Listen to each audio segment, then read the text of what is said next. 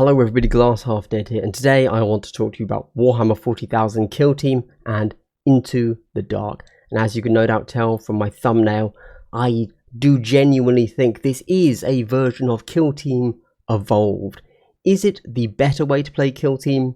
Is it the way Kill Team should have been a year ago? Who knows? Let's see if we can figure it out. I want to be clear though, this is an overview. It is a first impressions. It is a not review because I haven't had it long enough to call this a review. It is an overview of what you get, not just in the box from a hobby perspective, but also the rules as a whole. If you are not super into Kill Team, this is the video for you. So in this video I'm going to be talking about the close quarters rules, the big change to the mechanics, the Gallowdark kill zone itself. I'm going to be talking hobby, the campaign, the Kroot, the Navy, but only in a really overview sort of way, the generics. If you want a breakdown of all of these things individually in far more depth, those videos will be coming very soon over this preview week. Consider this video to be more of a casual, how is Into the Dark going to be for me as a casual player? A review, if a review for a game like this were possible, only given a week of play. So as with any Games Workshop game, where do you begin your review, your first impressions? You start as always with the most important thing. That's right, it's the hobby.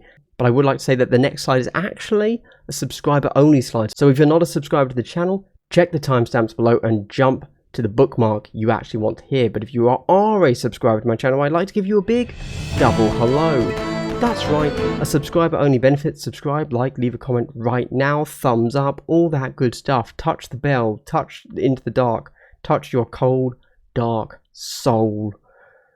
Of course, if you really like what I'm doing here, I would say check out my Patreon, my Discord, my merch, also my secondary channel that talks about 40k, Age of Sigmar, War Machine, all that good stuff, full-scale wargaming.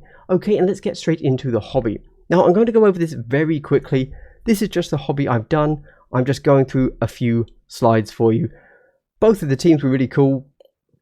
There were enough models in both of them to make all of the options, except if you want to take some of the generic normal models, you don't have enough. You can only make one of each from both teams. You know, are we ever going to need to go ahead and run multiples of the standard warrior model? I don't think so. I thought both of these teams were really good. I really liked the Kroot. I actually turned out to really like the Navy.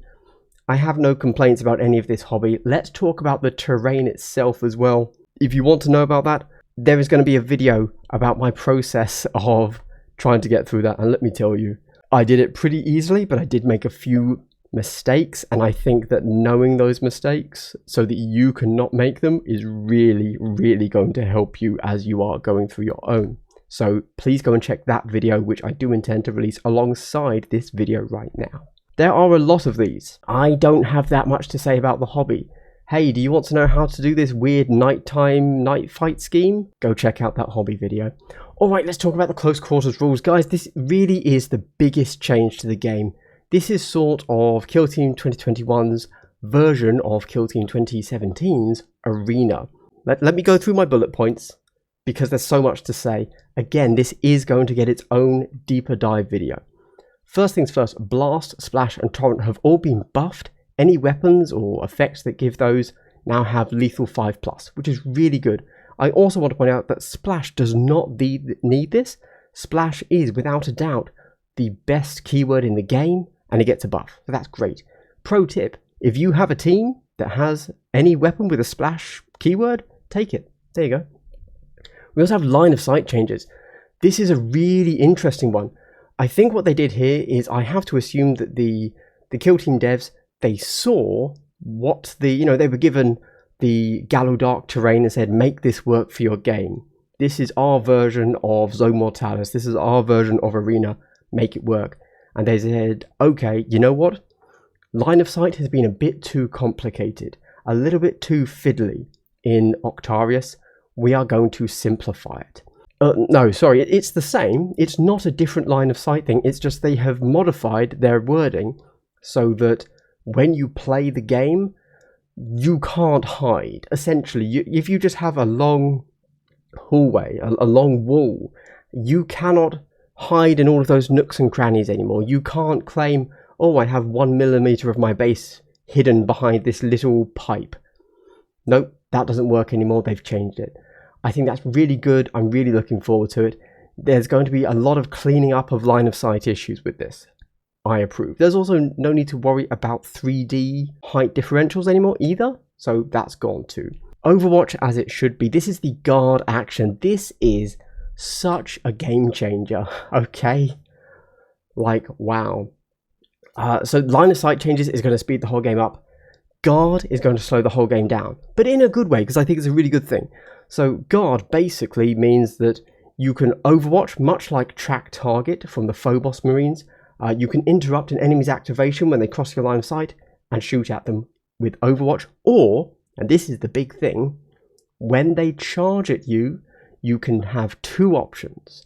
You can either shoot them in point blank range, but then you don't get to make a fight action, or you can fight first.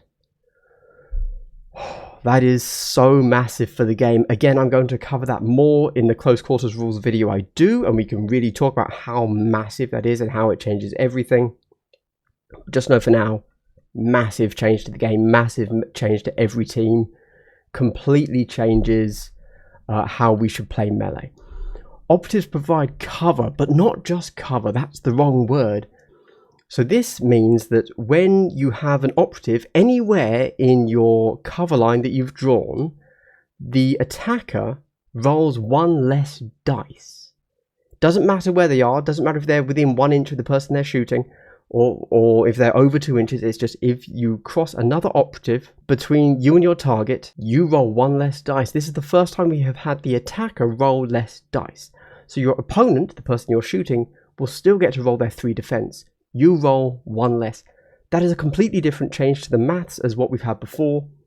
Really interesting. We then have the grenade range halved. Hey, were you getting bored of grenade spam? Not only have they reduced the number of grenades you can take, but they have now said that any weapon with the indirect keyword, it has its range halved. So now if you have a weapon with the indirect keyword, you choose, do I want to use the indirect keyword? And if you say, yes, I do, so that you can still attack when they're on a conceal and you otherwise wouldn't be able to attack.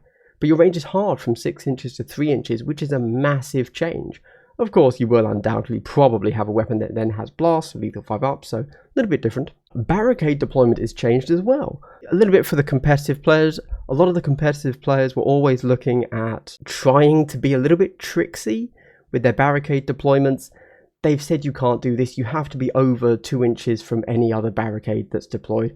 Also, you can deploy a barricade entirely within your half of the board, not just 6 inches from your deployment zone, which might sound like a small change, but actually it is a relatively large change when it comes to the nitty-gritty of the competitive game. Hypothetically, these close quarters rules can be applied to any and all terrain. We don't have, if we like the rules, if we like how guard works, there is nothing stopping us from playing Octarius terrain and saying, hey, let's play with close quarters rules. We can do that.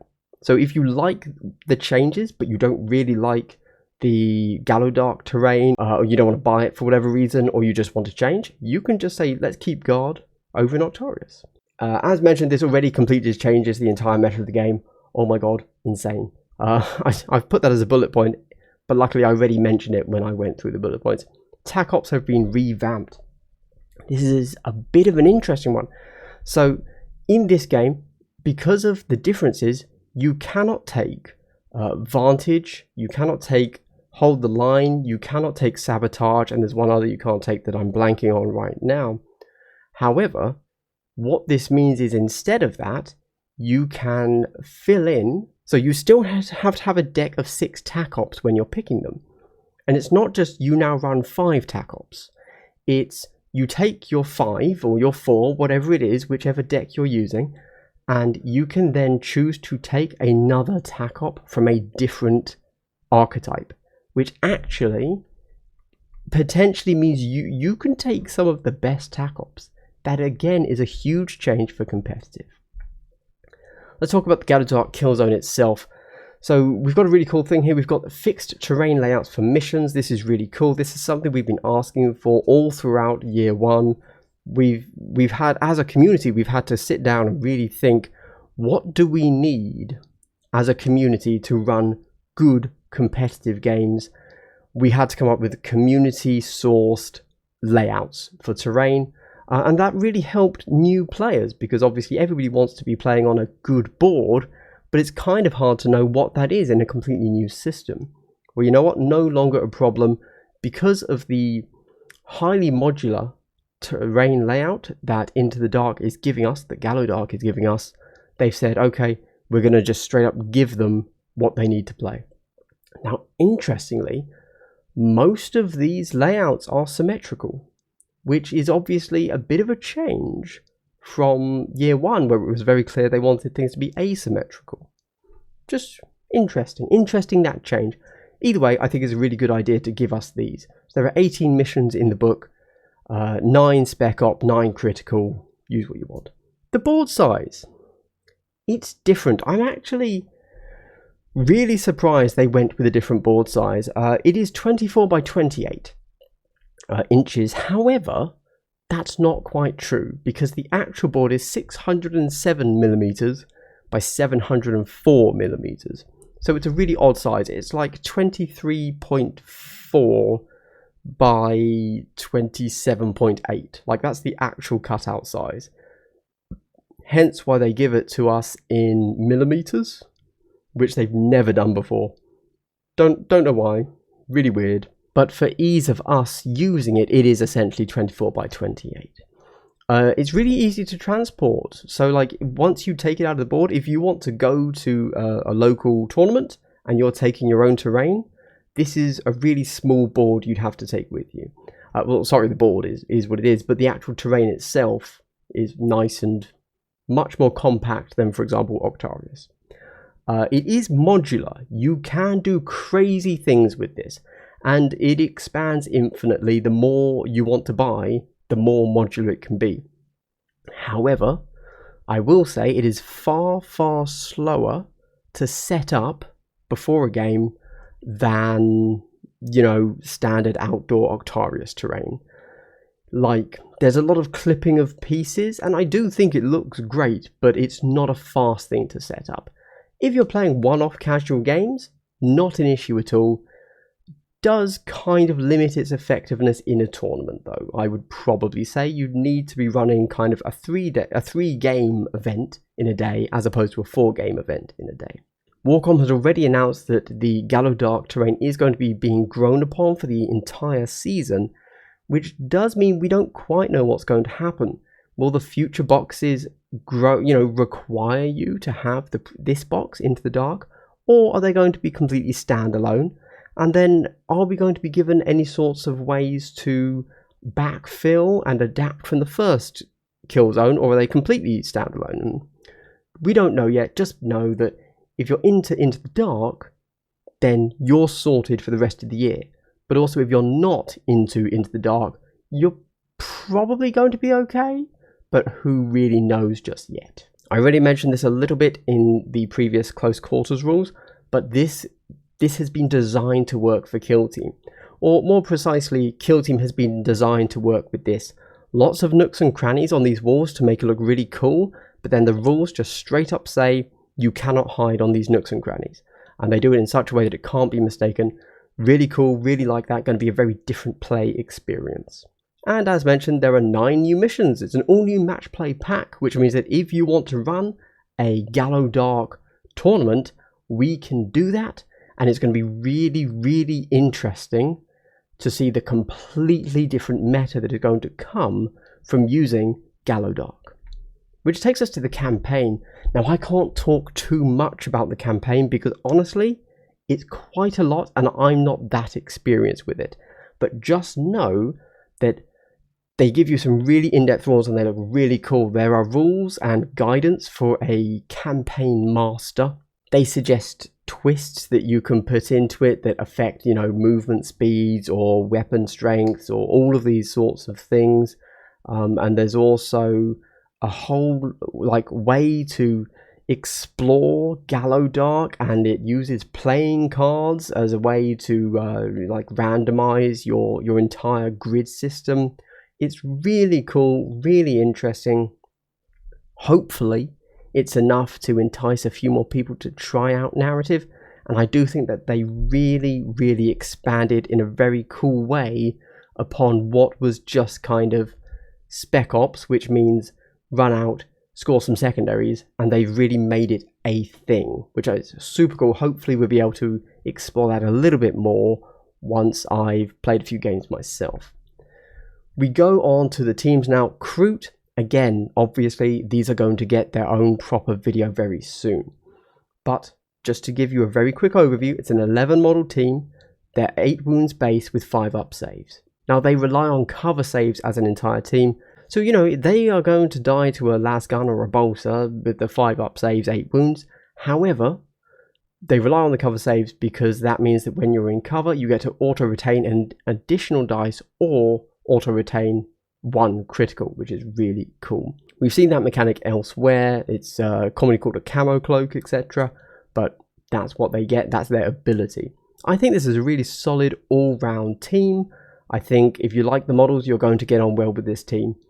They have the archetypes of Recon and Seek and Destroy, but their faction tac ops honestly are pretty weak, so you're probably not going to be using them that much. The ploys that they have are very obvious. I think this is a very straightforward, easy to see how they're meant to play team. You can build all of the models from one box, again, unless you decide that you actually want more than a single warrior, but I really don't think you ever would, to be honest with you. In fact, thinking back to it now, you might want additional warriors because they have some really cool different poses that you can put them in. I remember thinking that as I was putting them together. I really struggled with my last operative that I was building. Which one do I want to make it look like? Because all of the arms can be swapped for the different bodies, so I couldn't quite decide which one I wanted to be my skin cutter and which one I wanted to be my regular warrior. In the end, I went for this guy up here to be my regular warrior. I know, right? That dude there, sitting just chilled out with his Kroot rifle, that's a normal warrior. Chainsword on his back, just a normal warrior. It's whatever. I think that of the two teams, this is the easier team. Now, what I mean by that is these Kroot, I think, are going to be kind of like the commandos of Into the Dark, which means I think we're going to get a lot of people winning straight away with the Kroot, whereas it's going to take a little bit more nuance to get the same performance out of the Navy, which we're about to talk about. That's right, it is the Navy. It's a 12 model team with 7 wounds but 4 up save. Their ability is a GA shenanigans, as I've put there, which is group activation shenanigans. Essentially, at some point, you can move one model, declare that you're going to move another one once per turn, and you get to move another model. And you can do that with any of them. So you can say, right, this turn I want these models to be GA2, and you can move them both at the same time. Potentially really powerful. Can be mixed up with grenades, although of course grenades now have been nerfed a little bit. But also, I think the Navy are really going to take advantage of the new cover rules, the new close combat rules, because of course you can advance up with your big shield endurant breacher dude, who is there to tank the shots, and then he's going to be saving everybody behind him because he's got his 2-up save. Everybody else is going to be, if they're being shot at, is going to take 1 less attack dice. Really cool, really thematic. They're going to be very strong at short range because of their shotguns. In a very odd turn of events here, they're almost better in melee than in short range, but they are a 12 model team and they are going to be able to swarm the enemy. Archetypes are Security and Seek and Destroy, and their faction tac ops are really bad, much like the Kroot. So again, probably going to be going with the default Security and Seek and Destroy there. I think they are very combo based, and they are going to reward the ability to set up and execute combos, which is inevitably going to make them a slightly less powerful team to begin with than the Kroot. You can build all the required models from one box, just like with the Kroot, except with these ones I don't think you'd ever need a second box. I'm not sure how viable the idea of spamming just a bunch of regular warriors is really with this team, to be honest with you. The only real question is which 2 gunners do you want to build? And ultimately, this is probably, I would imagine, in the long run, the stronger team, much like Vetguard from Octarius are the stronger team. But you know what? In that first month, 2 months of Kill Team, every battle report, Vetguard didn't win a single battle report because at the time we just didn't know how to play the game. Obviously, that's not going to be quite as bad this time as we do know the core concepts. But in general, if you're a more average casual player like myself, you're probably going to do better with the Kroot rather than the Navy in this box. And with that said, I come to the final slide where I talk about the review, the value, the worth, and the final thoughts. So honestly, I think this is a really good box. I think the mechanical changes are going to be amazing. I think that the way they've changed the rules to work with the Gallowdark terrain is really good, and I'm honestly really excited for Guard. The guard action is going to be absolutely a game changer at every possible level. To the point that I fully suspect that I'm actually going to be a little bit disappointed when going back to Octarius and not having access to the guard action. Now, of course, let's get to the bullet points. If you're taking your own terrain to tournaments, which I know a lot of people in London do because we want to have a nice competitive tournament where everyone used to be playing on Octarius, well, this is going to be much, much easier because all of your terrain, even though it creates a nice expansive modular board, is all actually just very thin walls. So you're going to be able to carry all of that in a very small box, which is really nice. But in general, if we know anything about local game stores, they are not going to be kitting out 20 plus tables just with Gallowdark terrain. They obviously, in general, kit their tables out to work with 40k, and this ain't that. Kill Team isn't a big enough game to really warrant people going ahead and buying lots and lots of these. And so the question just becomes, can your local community bring enough sets of Into the Dark for you to be able to run a Into the Dark Gallowdark tournament? And this is going to be such a game changer that really we're going to have to start noting in tournaments which kill zone you were playing in. Was it standard Octarius or was it Gallowdark? I think that both teams here are really good. I suspect Kroot are going to end up very middle of the pack. They're a fine team. They're not super strong. I think they're going to be okay. I think that the Navy are going to be really strong in Into the Dark, but then kind of a little bit weaker than Kroot on an open board. The box in general is going to give us really different gameplay, and I'm really, really interested to see how the community is going to take the close combat rules and what they're going to do. Are they going to start applying them to all tournaments, or are we going to stick to real by the book? If you're not on Into the Dark terrain, we don't use close combat rules. Very interesting. Don't know yet. Personally, I think that's something that we should really consider, but the community is a wild beast and who knows what they're actually going to do, because a lot of this comes down to practicality. Also, I think that the campaign they have included in this, the narrative campaign, looks really cool and is going to be a great addition for anyone interested in narrative, and I think that it might actually be so good that people that aren't narrative players and are more casual match play might want to look into starting a campaign of Into the Dark. And with all of that said, I do actually have one final word of advice for you, and that word of advice is that if you've made it to the end of the video, I'd like to give you a big triple hello.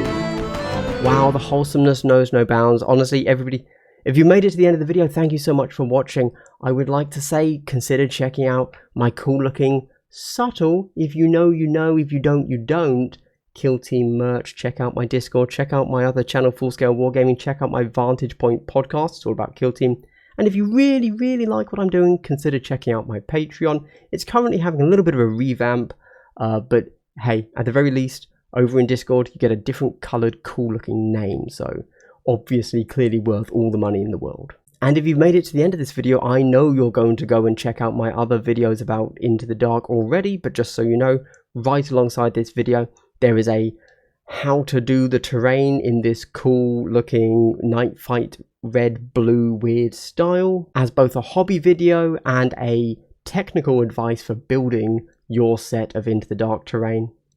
And also a full-on man reads book, because sometimes you don't want this condensed version, you want a full show me every rule in the book. And then later in the week we're also going to get proper tactical rundowns of the two teams, plus a proper rundown of the campaign and the close combat rules, and even then a battle report or two. And you know what else has come out right alongside Into the Dark? The Kill Team Annual, so expect all of that as well. My gosh, it's simply too much all at once. And you know what, if I've done my pre-work correctly, you might need to check my channel every day, because I'm going to be putting out 3 videos a day for a little bit of time, and you definitely will not get all of those notifications every time a new video goes up, so please consider checking that out.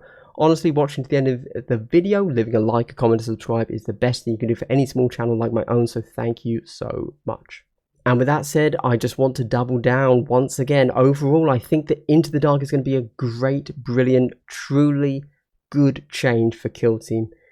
Thank you very much for watching, everybody. This has been Glass Half Dead. I hope you've had a good day and continue to have a good day. Check out the other videos on my channel. Goodbye.